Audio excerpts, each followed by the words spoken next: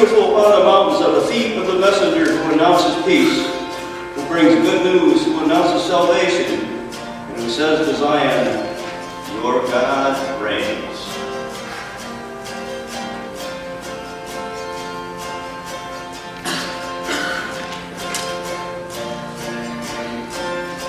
Tonight, we light the Christ candle.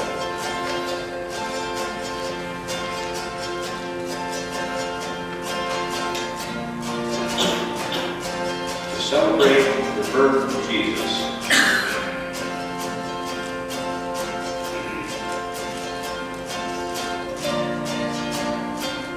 The angel's appearance to the shepherds is one of the most subversive acts of God in Scripture.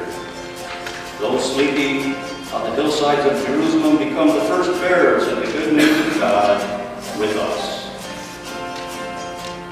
Let us wonder, as you bask in the mystery of the goodness of God this Christmas day, ask, how will we share the good news of God with others?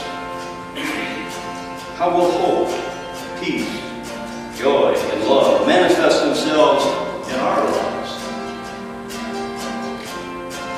Let us wonder about that and ask ourselves. And let us pray. God incarnate, child who comes to save, continually show us where love lives, so that we can join in the work of redemption, now and forever. Amen. Good evening, and welcome to this Christmas Eve service at Griffith United Methodist Church. We'd like to welcome all of you. I'd like to introduce Missy and her sister Kitty. They are going to lead us in our music tonight. And so we're going to get started right away with that. And they're going to lead us in Away in a Manger.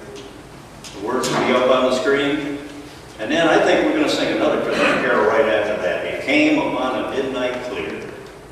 Ladies, let's stand as you are able. Raise our voices. And sing some praises and some carols. Let us celebrate the birth of Jesus Christ.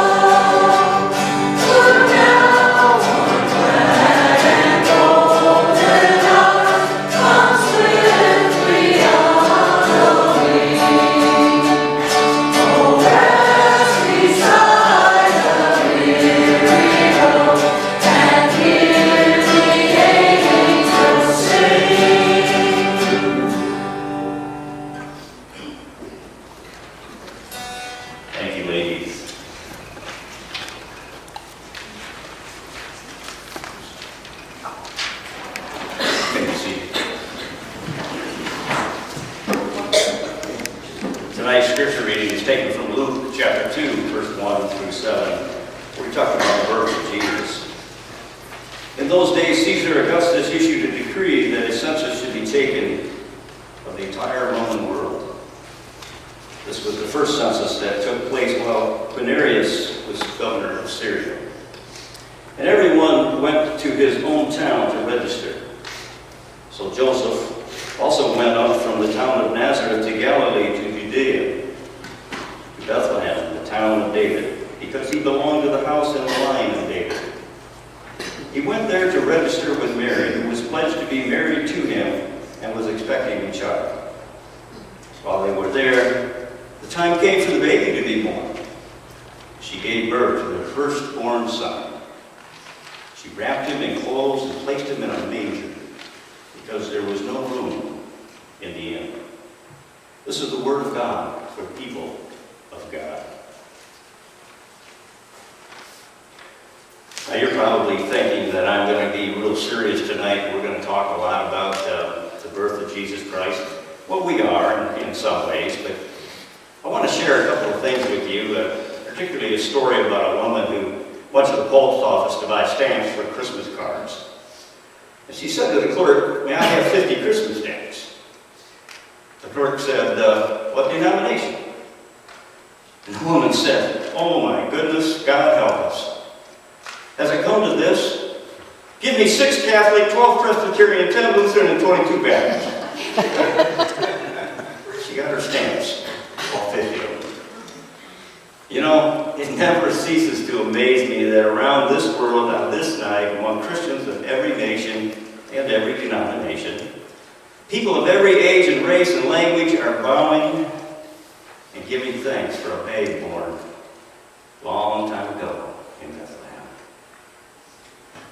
Christmas Eve means different things depending on your age. For our children, it is the most exciting evening of the year as you await for the arrival of Santa Claus. For parents, it might mean something more. I want to share with you a letter that one unknown mother sent her request to Santa Claus. She started it out like this. She says, "Dear Santa, I've been a good mom all year. I fed, cleaned, and cuddled my 2 children on demand. I visited the doctor's office more often than the doctor. Sold 62 cases of candy bars to raise money to plant a shade tree in the preschool camp playground. I figured out how to attach 9 patches onto my daughter's Girl Scout sash with staples and a glue gun. I was hoping you could spread my list out over several Christmases since I wrote, I had to take time to write this letter with my son's red crayon on the back of a recipe in the laundry room between cycles. And who knows when I'll find more time in the next 18 months. Here is my Christmas wish." She said, "I'd like a pair of legs in any color except purple, which I already have, that don't ache after a day of chasing kids, and arms that don't flap in the breeze, but are strong enough to carry a screaming toddler out of the candy aisle in the grocery store. I'd also like a waist, since I lost mine somewhere in the 7th month of my last pregnancy. Now, if you're hauling big ticket items this year, I'd like a car with a fingerprint-resistant windows and a radio that only plays big people music. A television that doesn't broadcast any programs containing talking animals, and a refrigerator with a secret compartment behind the crisper where I can hide and talk on the phone." Now, on the practical side, I could use a talking daughter doll that says, "Yes, Mommy," to boost my parental confidence, along with 1 potty-trained toddler, 2 kids who don't fight, and 3 pairs of jeans that will zip all the way up without the use of power tools. I also could use a recording of the Tibetan monks chanting, "Don't eat in the living room and take your hands off your brother," because my voice seems to be just out of my children's hearing range. It can only be heard by a dog. Oh, and then she adds this, "Please don't forget the Play-Doh travel pack. That's the hottest stocking stuffer this year for mothers and preschoolers. It comes in 3 fluorescent colors and is guaranteed to crumble on any carpet, making the in-laws' house seem just like mine. If it's too late to find any of these products, I've settled for enough time to brush my teeth and comb my hair in the same morning, or the luxury of eating food warmer than room temperature without being served in a styrofoam container." then she added this: "If you don't mind, I could also use a few Christmas miracles to brighten the holiday season. Would it be too much trouble to declare ketchup a vegetable? It would clear my conscience immensely. It would be helpful if you could coerce my children to help around the house without demanding payment as if they were the bosses of an organized crime family. Or if my Tyler didn't look so cute sneaking downstairs in his pajamas to eat contraband ice cream at midnight." Then she says, "Well, Santa, the buzzer on the dryer is ringing and my son saw my feet under the laundry room door. I think he wants his crayon back. Have a safe trip, and remember to leave your wet boots by the chimney and come in and dry off by the fire so you don't catch cold. Help yourself to cookies on the table, but don't eat too many and leave crumbs on the carpet. Yours always, Mom." P.S. One more thing. You can cancel all my requests if you can keep my children forever young. That would be nice, wouldn't it? To keep our children forever young, forever joyfully anticipating the arrival of Santa, forever believing that the world is a place completely filled with beauty and love and joy and peace. But they must grow up and learn about life in the real world. The real world sees Christmas merely as a time to turn a profit on a year's commerce. So yes, in a sense, we would like to keep them forever young. There's another temptation, however. That is to keep the babe in the manger forever the same. This is the temptation to come to church on Christmas Eve and worship this babe, then to return to our real world lives and to ignore the fact that the Bethlehem babe became a man who turned over the money changers' tables in the temple, a man who lived his life for others, a man who loved the unlovable and cleansed the leper, washed the feet of his disciples, and gave his life for the ungodly, and on the third day was raised from the dead. There is a temptation to forget that this man, Jesus, calls us to follow him all year long, not just on Christmas Eve or Christmas Day. To love our enemies, to do good to those who mistreat us, and to seek to live the kingdom life every day that we walk this earth. Always seeking to live as he would have us live. It's all right if sentimentally we want our children small so they can forever be a delight to us. But it is not all right if we want to forever keep the Christ child small so he won't inconvenience us or make demands on us. In Luke's version of the Christmas story, some shepherds were living out in the fields near to the place, the house and the manger in which the Christ child lay, keeping watch over their flocks at night. An angel of the Lord appeared to them, and the glory of the Lord shone around them, and they were terrified. The angel said to them, "Do not be afraid. I bring you good news that will cause great joy for all the people. Today, in the town of David, a Savior has been born to you. He is the Messiah, the Lord. This will be a sign to you. You will find a baby wrapped in clothes and laying in a manger." Suddenly a great company of heavenly hosts appeared with the angel, praising God and saying, "Glory to God in the highest heaven, and on earth peace to those who his favor rests." When the angels had gone into heaven, the shepherds said to one another, "Let's go to Bethlehem and see this thing that has happened, which the Lord has told us about." So they hurried off and found Mary and Joseph and the baby who was lying in the manger, just as they were told. I don't know about you, but I sure would have loved to have been on that hillside that night to hear the angels sing. What an amazing sight and sound it must have been. Almost everywhere you look around today, it sometimes seems that everyone is plugged into some kind of music, some kind of tablet or phone. On the street in airports, walking alone, people are listening to music.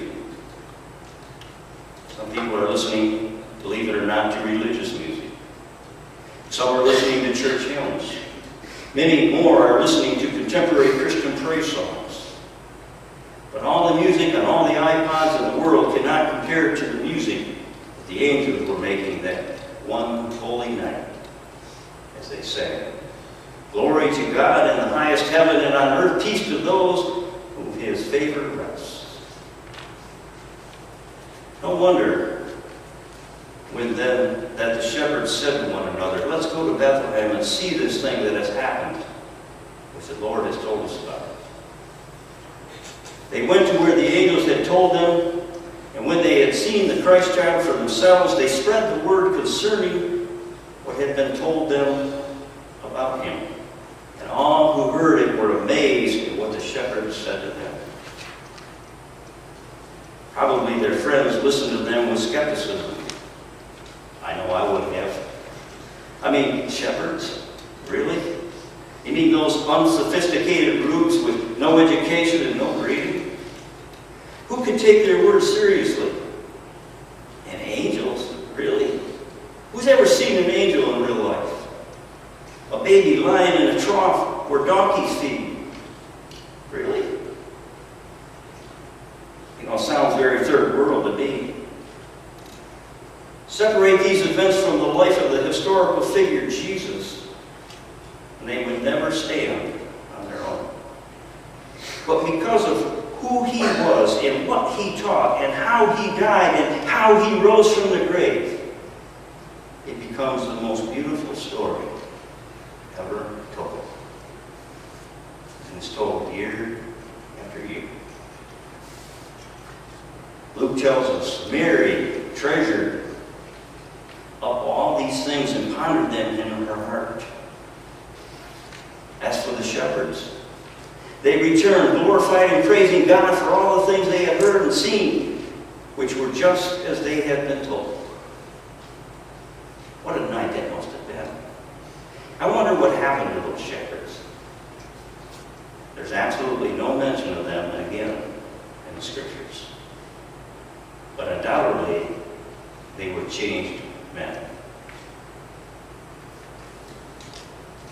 In his book, The World of Serendipity, Marcus Bach tells about a 16-year-old boy from Bishop, Texas, named Mark Whitaker, who discovered a new comet. Mark accomplished this feat with a homemade telescope that measured just 4 inches and cost him $7.50. One night about 2 a.m., this would-be astronomer spotted something in the heavens. The next night, he traced the object again, and on the third night, he telephoned the Harvard Observatory. He said, I think I found a new comet.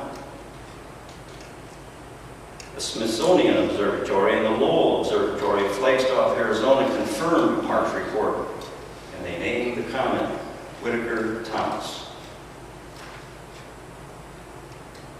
adding to Mark's name the name of the professional astronomer who helped in the confirmation. It's a true story. There is a law, comments Marcus Bach. It says that if you engage in a sky watch, you may see something. It does not say that you will see something, but that you might. Now, these shepherds weren't even stargazing. Later, when the Magi came, they were astrologers. They did sky watch. They studied the heavens for signs, so they saw the star that led them to Jesus. But for the shepherds, it was completely out of the blue, as we say. They were simply going about their everyday lives, watching over their sheep, when the angel song burst into their lives. That's the way life is, and that's the way God works. Sometimes we find God, or better said, God finds us, because we are searching for Him. At other times, God takes us totally by surprise. He did me. I was 40 years old. Now, some of you came this evening sincerely searching for God. Others of you came for the singing of the carols, to be with your family in a safe and loving place. Or maybe you came simply to... Whatever the reason, I pray that for being here, something might happen this night that will cause you to hear the voice of an angel saying, "Do not be afraid. I bring you good news that will cause great joy for all the people. Today in the town of David, a Savior has been born unto you. He is the Messiah, the Lord. This will be a sign to you. You will find a baby wrapped in clothes and laying in a manger." And then, suddenly, I hope you will hear in the quietness of a great company of the heavenly hosts, with the angels praising God and saying, "Glory to God in the highest heaven and peace on earth, to those his favor rests." And I hope you will leave this place a changed person. That is my prayer for you on this night. May God add his blessing to this word. As we leave tonight, we're going to celebrate by transferring the light of the Christ candle to individual candles. And I'm going to pass it on to the first person in each side of the church. If you will share that light of Christ with the person next to you and light their candle. And we're going to join our voices, if the ladies will come up, we're going to join our voices in Silent Night, Holy Night, as we leave this place, changed people.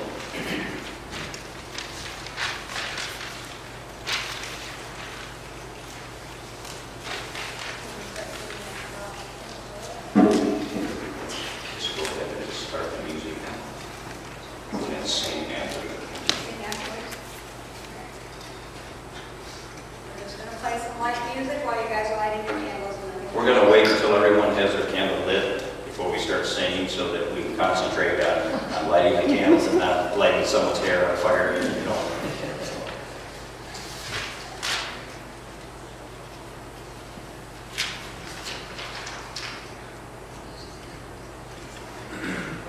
This is what Christianity is all about, folks. It's accepting the light of Jesus Christ into our hearts and stepping out into the world, sharing that light of Christ with others. That's why he came as a newborn baby. He wanted to start